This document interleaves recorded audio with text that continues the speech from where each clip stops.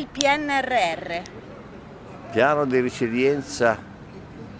Piano Nazionale Delle Ripresa e sì. Resilienza. Bene.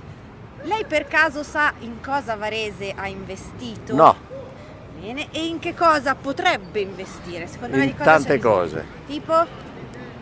Tante cose, rimettere a posto per esempio gli edifici pubblici, rimettere a posto le strade, rimettere a posto tutto quello che c'è da mettere a posto per quello del comune che deve guardare, diciamo così, le necessità della città. Cos'è il PNRR?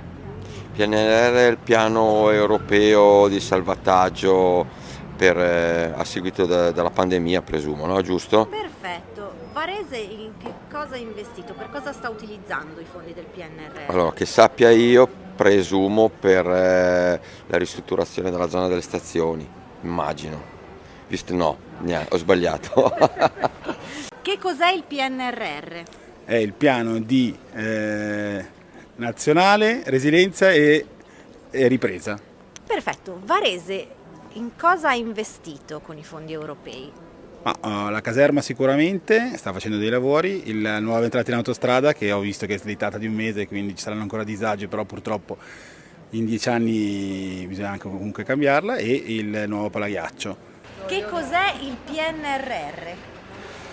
Allora, leggo poco, da quel che ho capito ben poco sinceramente, sono i fondi che l'Unione Europea dovrebbe stanziare.